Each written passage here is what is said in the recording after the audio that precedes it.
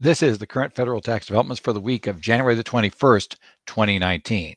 Current federal tax developments are brought to you this week by Kaplan Professional Education and by your state Society of CPAs.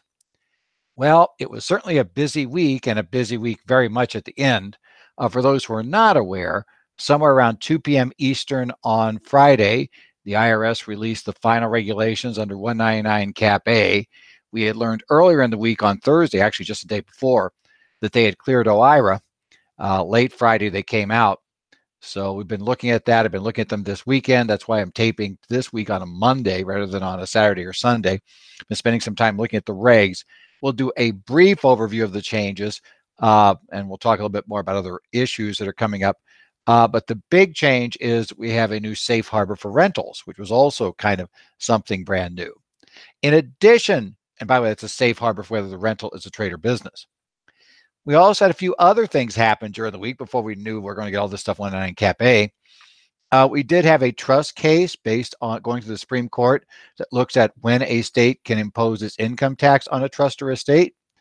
We have the IRS officially reversed position on whether refunds for the minimum tax credit that have been caused by the Tax Cuts and Jobs Act provision repealing the corporate minimum tax would be subject to the sequestration, get the right term, reduction. The IRS said originally yes. OMB said no, we don't think that's the case. Now the IRS says, okay, we'll go with OMB. It's not the case.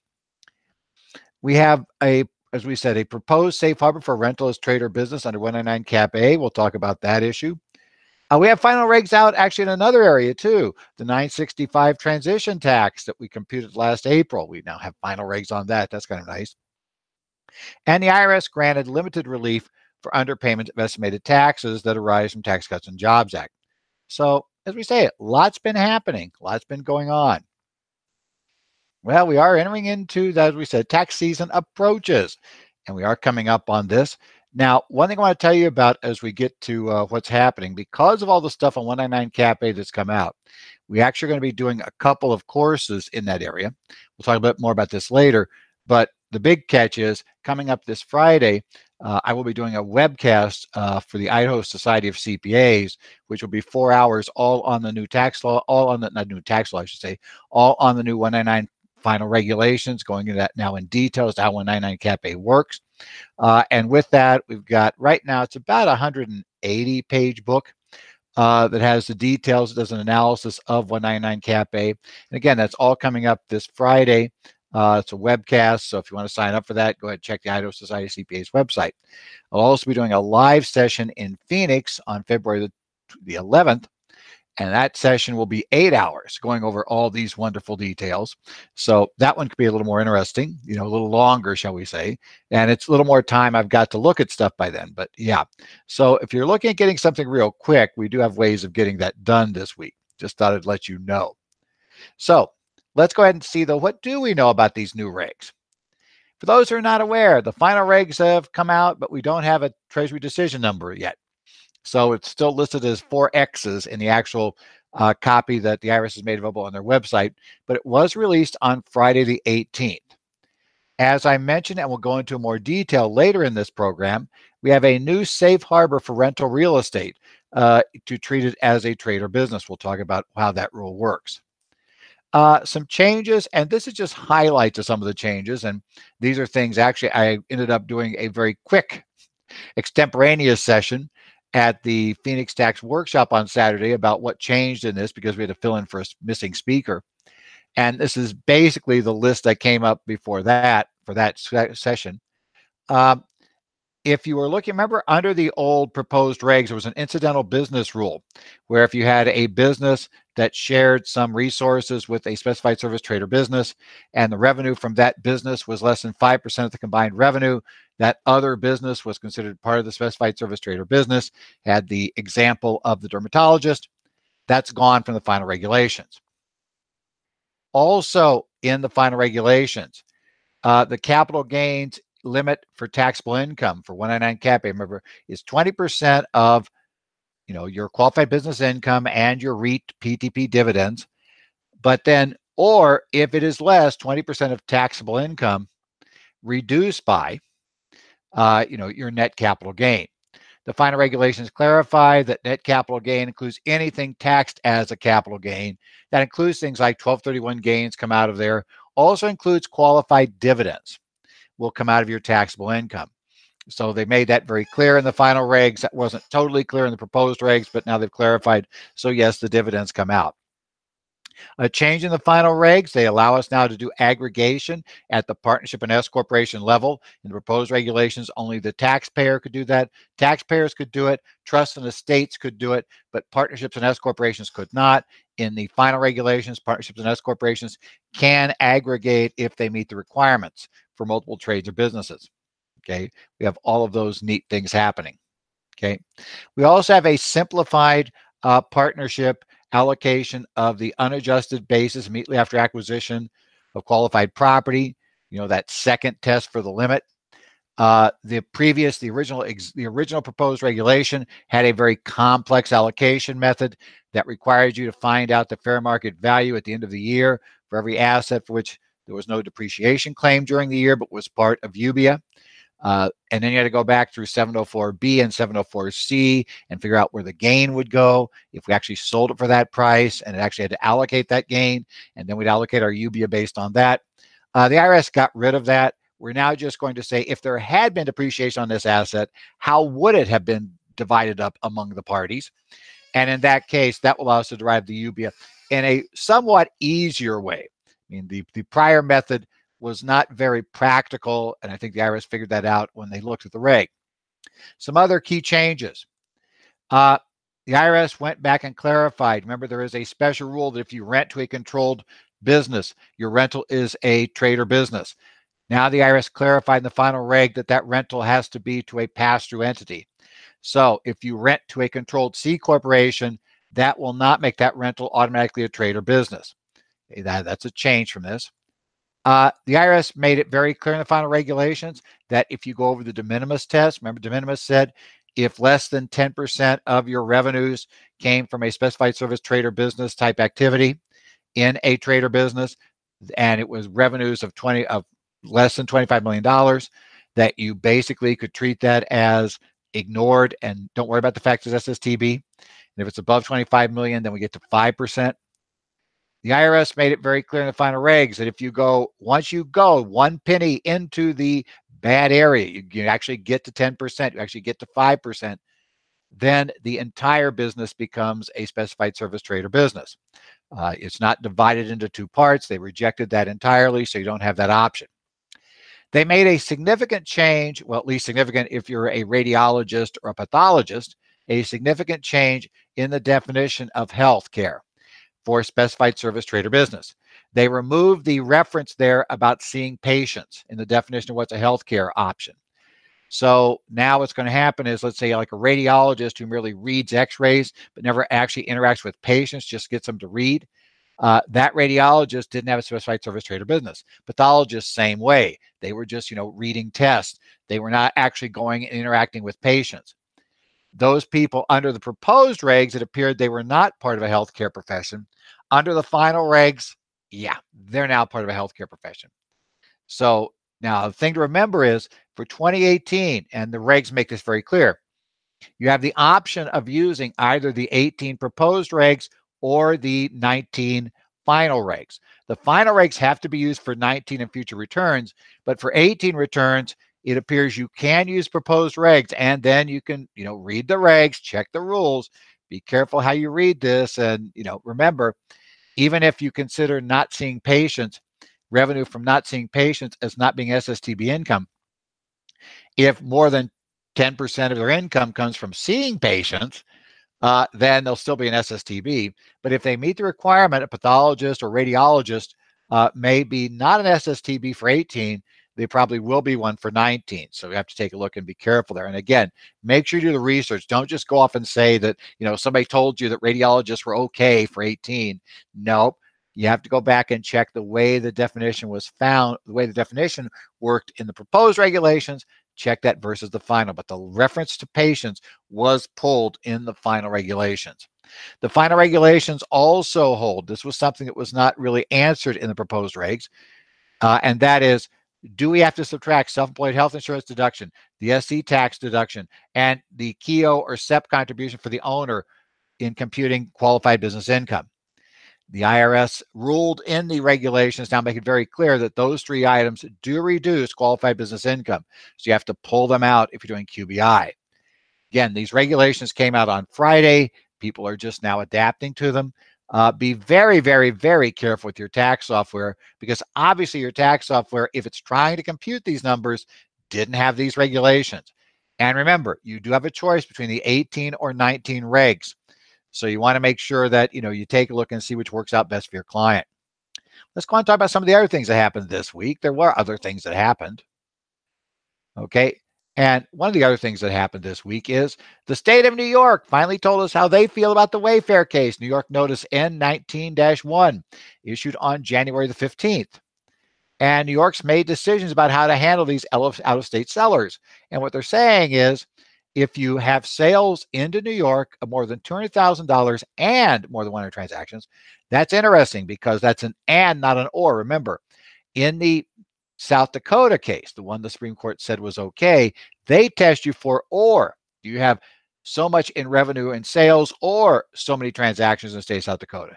In New York, you have to have both 200,000 of revenue and 100 transactions. So if you sell, in this case, remember, for 100 transactions to go over $200,000 in revenue, we really need each transaction to be 2,000, right? Basically. So we need that much to make it go. So bottom line, if your average revenue from a sale is like $100, you could have 100 transactions and not worry about having to collect New York State sales tax. Well, that's the good news. However, not all news is good. New York decided, since that law has been on the books for decades that said you had to collect that stuff, actually, you should be complying right now. And I mean, they mean literally right now. You should be complying. So New York's going to start looking for immediate compliance. They're not giving, most states gave people some time to adapt. They put out an announcement. They said, we'll start collecting, for instance, if we had the time frames many states had used, they'd say today, yeah, this is what we're going to do. And we're going to give you until, let's say, April 1st to register and start collecting the tax. Now, New York's theory is, we told you years ago you should have done this. Turns out Supreme Court says we were right. So yeah, start collecting now. Next up, well, the Supreme Court had so much fun upending the world in the area of sales tax. They're now going to take a look at income taxation of trusts. The U.S. Supreme Court granted cert in the case of North Carolina Department of Revenue versus Kaestner Family Trust, case number 18457. Certiorari was granted on January the 11th of 2019. This particular case we discussed before. The Supreme Court of North Carolina said that North Carolina's law was unconstitutional, basically, because it imposed a tax on an heir, but not on heir, it imposed a tax on a trust solely because it had a beneficiary who received no distributions during the year, but who was a North Carolina resident. It did not have any North Carolina property. The trustee was not North Carolina, had no other real connection with North Carolina except a beneficiary lived in the state of North Carolina. The North Carolina Supreme Court ruled that's not enough connections to meet the due process requirement of the U.S. Constitution. Therefore, they said the state could not impose its tax. The North Carolina Department of Revenue has appealed that case. The U.S. Supreme Court has decided to pick up that appeal. Now, it's tough to say. The Supreme Court's picking up this appeal pretty clearly because there is a split in the circuits. Different courts, and not so much the circuits, but to be totally honest, a split in the state Supreme Courts. Certain state Supreme Courts have held that having a beneficiary is good enough to allow the state to tax the trust for undistributed income. Other states have ruled it's not enough. We've also had states rule on other issues of how we tax trusts for state purposes. There are a wild set of rules that are used for taxing a trust. In fact, I've been looked at various states, done various ones. I have said tongue in cheek. I remember looking at North Dakota's a couple of years ago and decided that if you really read North Dakota's rules, as far as we can tell, every trust in America should file a North Dakota income tax return and pay tax to the state of North Dakota on all their income because of how broad their definition is. Well, the Supreme Court's going to come down and take a look at this. Now, we don't know how the Supreme Court's going to handle this. what they're going to do with it. Are they simply going to rule solely on the facts in front of them, or are they going to produce some sort of broad set of rules about when the states can tax trusts? And maybe we go beyond that. Maybe we go to income taxation in general. This is important and of interest because this will be the first time we've had a major case in another type of tax after the Wayfair decision came down from the court. This will be interesting to watch for.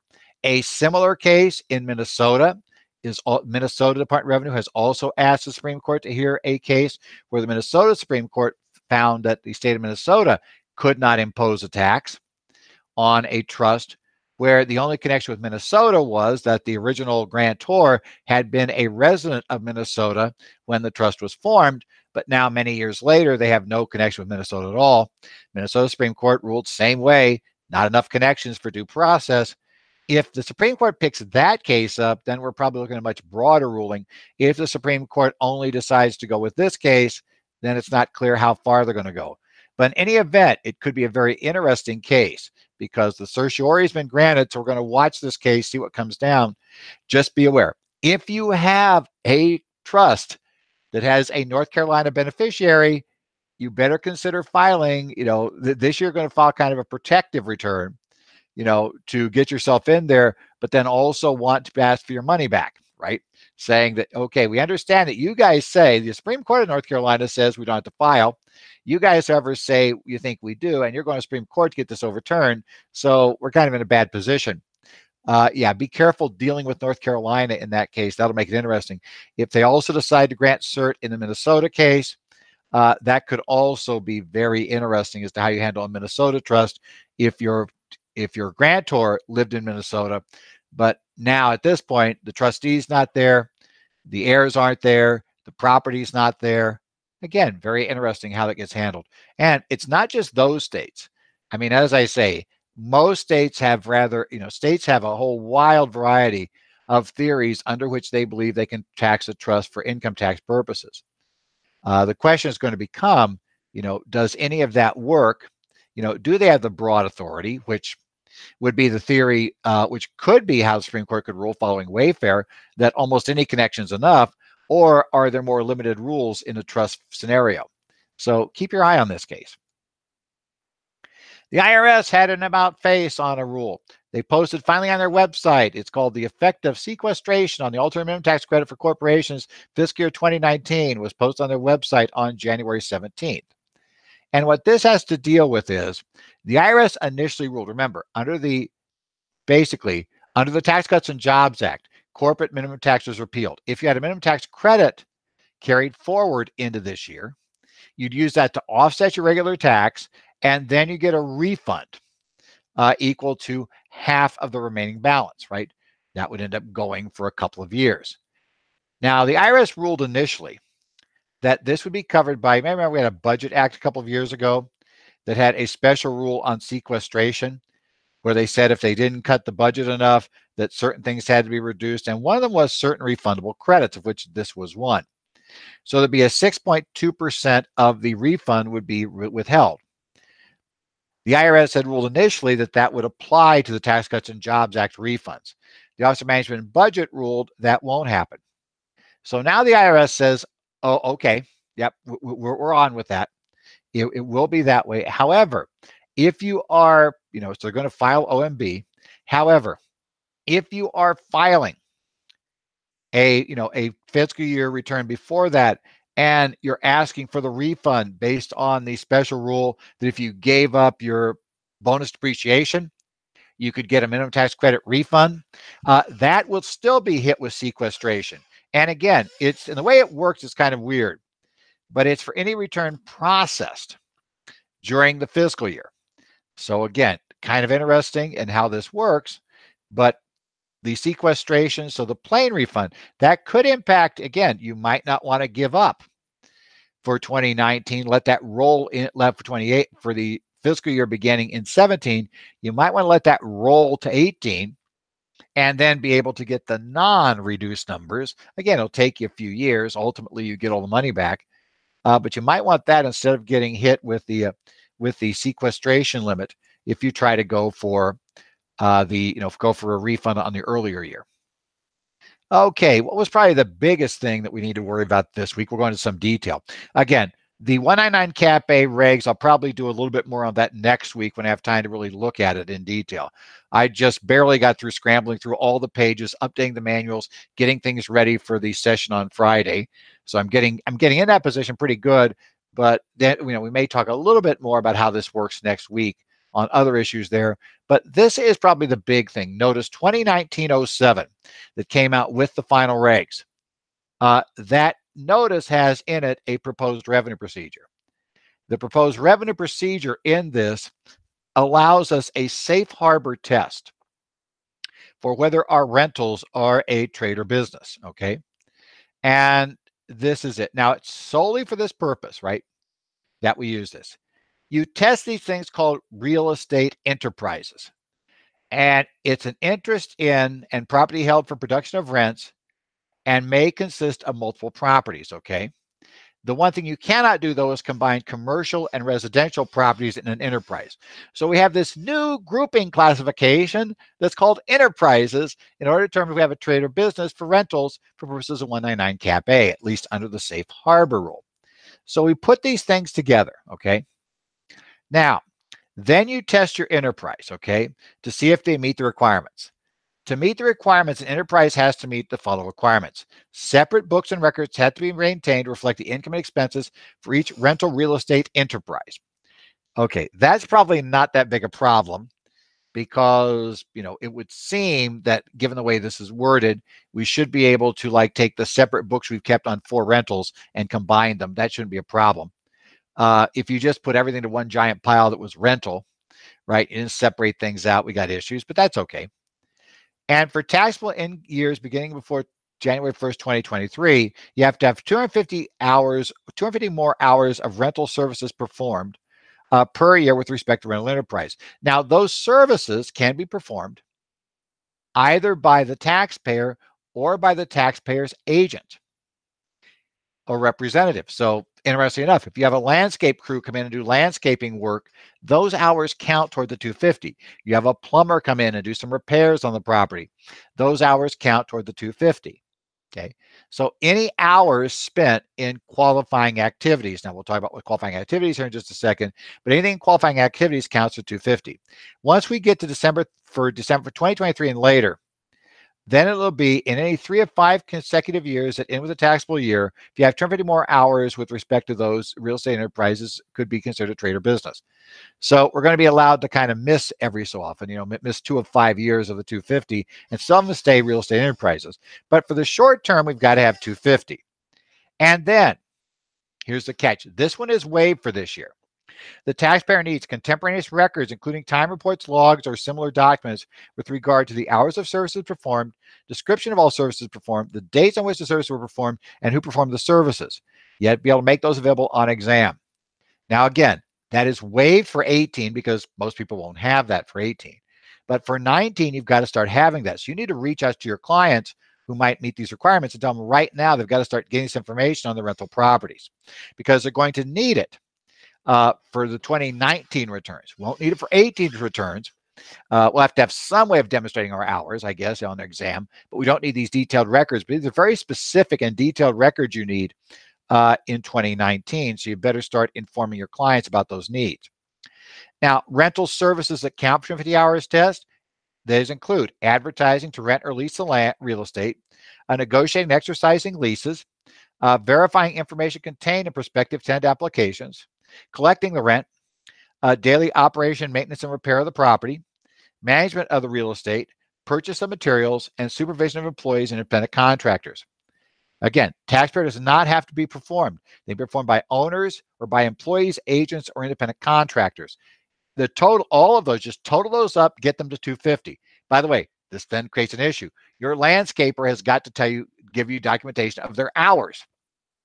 You can say when they were there and how many hours they were there.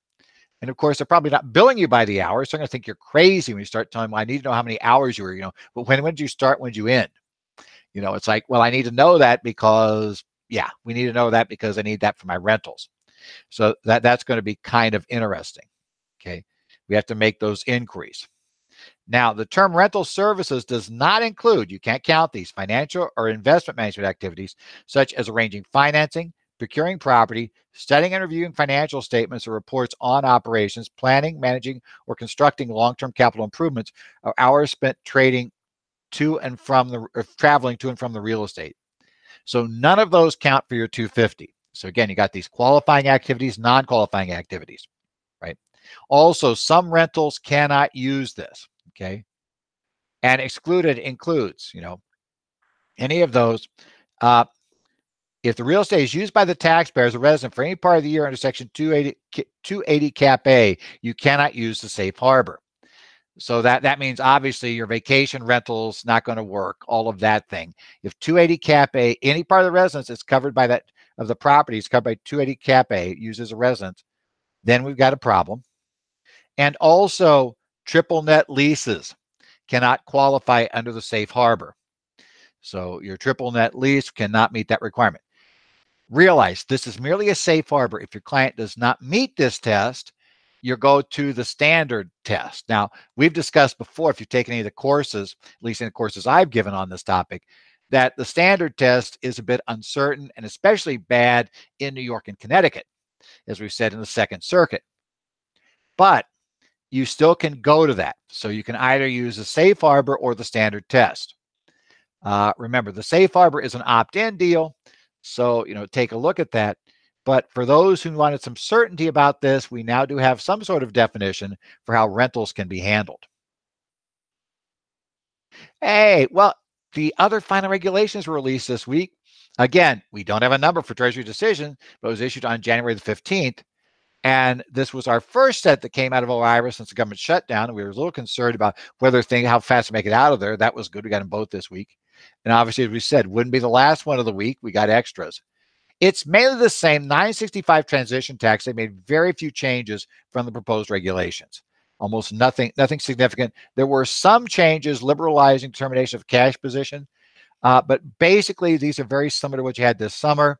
You probably want to review them because we're now coming up on the time. Remember that the IRS gave us kind of a pass as long as we got everything fixed by this year. You might want to go back now and review. Those regs are final. So if you had any questions, you've got as much weight and answers as you'll probably get. We now have them though in the final regs. You may want to review those. Also this week, the IRS announced in Notice 2019-11, announced on January 16th, that they would be waiving certain underpayment of estimated tax or penalties. There had been concern expressed by a number of parties that because of the way withholding changed this year and because of the changes in the tax law, some taxpayers who previously had not had a problem with withholding being adequate, so they didn't get hit with underpayment penalties, this year may discover they're underpaid because they didn't have enough withheld and they're not used to the new tax system, so they weren't aware, of how they wanted to adjust things. So, there was a lot of pressure on the service to come up with some sort of waiver system. And so the IRS came up with one, but it is limited. Be aware of it. What it says is, as long as you paid in at least 85% of the tax due in withholding, 85% of the real tax due in 18 via withholding, you can qualify for the exception. You will have to follow the Form 2210. You will have to mark the box on the front that you're going to qualify for the waiver. You'll have to explain why you're doing it. It's going to come out of this notice. But that's fine. You qualify. The big catch, though, a couple of catches. First thing is it's only 5% less than normal. So, you're underpaid, but not by a huge amount. And then secondly, if it turns out you're 84.9%, well, you're out of luck. The penalty will still use the 90% payment amounts to compute the 2210 penalty.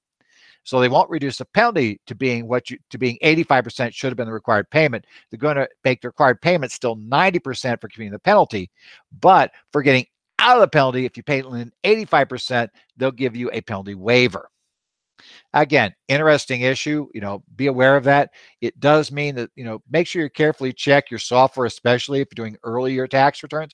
There are people that want to file right on the 28th. Check carefully. The good news is those who want to file 28th probably want to file because they're getting a refund. If they're not getting a refund, they probably won't be as quick to move. But if you are filing any here early in tax season before the tax software gets this incorporated, you want to make sure you check those and consider consider holding them until the software gets it right, because you probably can't enter things the way the IRS is going to want it until the software gets it right. Or I suppose you could even paper file. Who knows what happens with those these days, but you could try that route. Well, it is the last chance for state society courses. And by the way, 199 Cap A with the changes, it's really important to get up to speed on what the 199 Cap A changes are. We're going to see courses coming out now, and they're going to come out rapidly because we all know we're getting toward the end of January. We're heading toward tax season. We're running out of time to be able to go through these courses, but it's really important you understand what happened with Cap A, because you have your choice between the 18 or 19 proposed regulations. I will be doing a 4-hour session for the Idaho Society of CPAs this Friday, January 25th. It will begin at 9 a.m. Mountain Standard Time, right? You can sign up for it at the Idaho Society of CPAs website, www.idcpa.org. It will be 4 hours of CPE credit. You can sign up there, see what it goes. We'll go over that. As I said, the PDF manual, we'll have both the PDF manual and we'll have the standard slides. The PDF manual is going to be over 180 pages. And it's really a reference manual that goes through most of this stuff. And then we'll talk to you during the course about what's changed. It will be a 4-hour course. You can sign up right now. Probably should do so because we're running out of time for the week. I'll also be doing a session for those of you here in Arizona. I will be doing an 8-hour session in February, on February 11th. An 8-hour session that will go over the same topic. There, we're going to expand up a bit, obviously. Whichever way you want to do it. I know a lot of you really want to get, a lot of you don't want to be doing things February 11th. So you might want to consider the January 25th course, and we'll go over what we've got there. But obviously, I think it's really important you do something to get up to speed on what happened with 199 Cap A prior to going through and doing your tax returns for this year, and especially get up to speed on that rental safe harbor. This has been the current federal tax developments for the week of January the 21st, almost said 25th, January 21st, 2019. You can follow our updates on the website at currentfederaltaxdevelopments.com. By the way, on that website, we have a link to the 199 Cap A final regulations. If you have not gotten that, time to go get that too. Hate to say, but you probably got to read them. If you have any questions or comments, you can send them to me, Ed Zollers at currentfederaltaxdevelopments.com. You can follow me on Twitter. There I'm at Ed Zollers is the link there. I also follow discussions on a number of discussion groups. I follow the Reddit group Tax Pros, so /r/Tax Pros on Reddit will get you there. I follow the Connect groups at the Arizona Society of CPAs, the Minnesota Society, and the New Jersey Society of CPAs. We'll try to, follow some discussions there. Also check in from time to time on Tax Talk for Cal CPA. Again, been a fun week. Got lots going on, lots happening. And yes, I realize we're getting that part of the year where, hey, it's almost time for tax season to go. And you know what? We're still getting rules. And the bad news is we're going to keep getting these rules all the way through the process. So be sure you check in with us next week as we talk about whatever else might come out in the area of current federal taxes.